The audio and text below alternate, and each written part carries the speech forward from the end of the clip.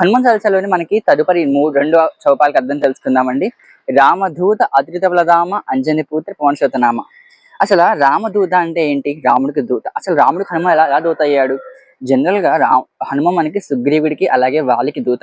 కానీ రాముడి దూత ఎలాగా మారాడు అని కూడా ఈ వీడియోలో మాట్లాడుకోబోతున్నాం అనమాట.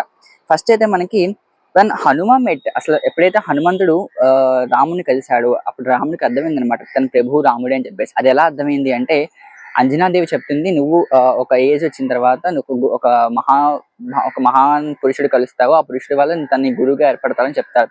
ఎప్పుడైతే మనకి రుష్ముఖ పర్వతం మీద రాముడు అలాగే ఆంజనేయ స్వామిని కలిశారు, హనుమని కలిశారో వెంటనే రాముడు అడుగుతాడు హనుమంతుడిని, నీ మెల్ల ఉన్న ఆ ఒక వజ్రమాల ఏంటి అని అడుగుతారు అనమాట.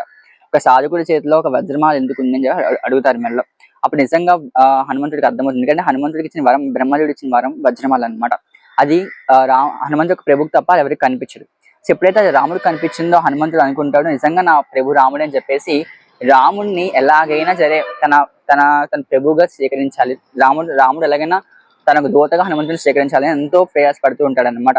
జనరల్ గా సుగ్రీవుడు ఏం చేస్తాడు అంటే రాముడికి పెద్ద పీట వేస్తాడు, లక్ష్మణుడికి ఏమో అసలు ఉంచుకోవడానికి కూడా ఆయన పట్టించుకోడు అనమాట. వెంటనే హనుమకు అర్థమయ్యి లక్ష్మణుడికి వెంటనే ఒక గంధపు చెక్క తీసుకొచ్చి ఒక సింహాసనం ఏర్పాటు చేస్తారనమాట. అప్పుడు ఫస్ట్ టైం రాముడికి హనుమ మీద విశ్వాసం కలుగుతుంది. ఆ తర్వాత ఆ 40 రోజుల సమయం తర్వాత మళ్ళీ ఏమవుతుందంటే మొత్తం కిష్కింధకంతా కూడా ఎంతో మంది యోధులు ఉన్నా కూడా రాముడు తన ఉంగరాన్ని హనుమకు మాత్రమే ఇచ్చి లంక నగరం పంపించడం జరుగుతుంది అనమాట.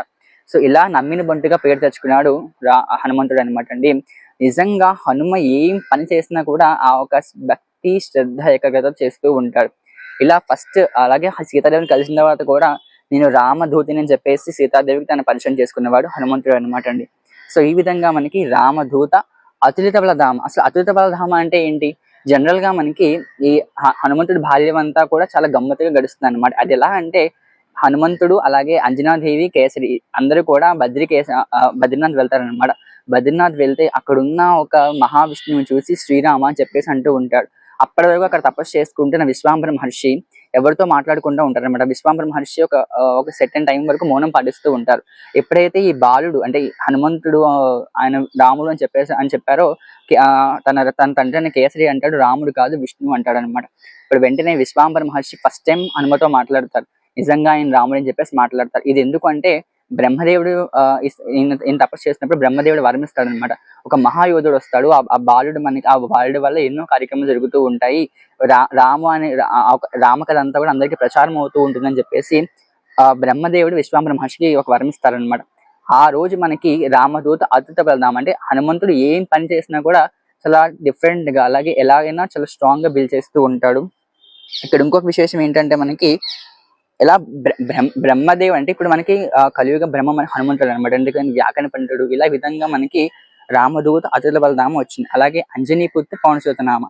హనుమంతుడు అసలు అంజనీ పుత్రుడు ఎలా అయ్యాడు? జనరల్ గా మనకి అంజని అనేది మనకి ఒక అప్సరస అనమాట, స్వర్గంలో ఉండే ఒక అప్సరస.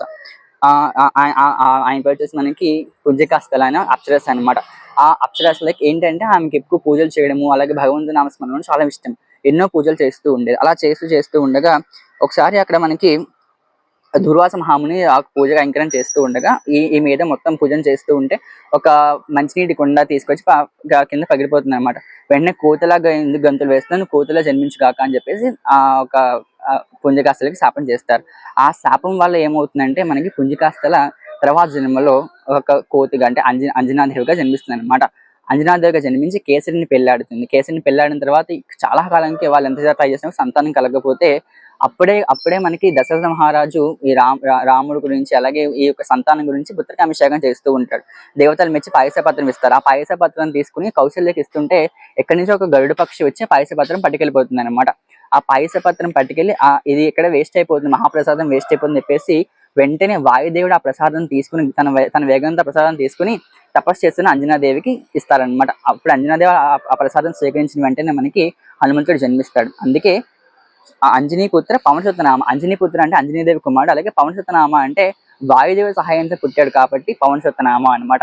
సో ఈ విధంగా మనకి హనుమకి ఇన్ని పేర్లు ఏర్పడ్డాయి. ఆయన రామదూత అలాగే అంజనీపుత్రుడు పవనసుతనాముడు శివచల సమేత హనుమంతుడు, అలా మనకి ఎన్నో పేర్లు మనకి హనుమంతుడు ఉన్నాయన్నమాట. ఎన్ని పేర్లు ఉన్నా కూడా మనకి హనుమంతుడికి రామదూత అంటే చాలా ఇష్టం అనమాట అండి. ఎక్కడెక్కడ రామనామం చేస్తూ ఉంటాం అక్కడెక్కడ మారుతి తన యొక్క ఆ పరివారం అంతా కూడా అక్కడ అక్కడ ఉంటారన్నమాట. అందుకే మనం జై శ్రీరామ్ అని ఎన్నిసార్లు రాస్తే అంతసార్లు మనకి హనుమంతుడు మన చెంతనే ఉంటాడన్నమాట అండి. సో ఈ వీడియో నచ్చింది అనుకుంటే లైక్ చేయండి, షేర్ చేయండి, సబ్స్క్రైబ్ చేయడం మాత్రం మర్చిపోకండి.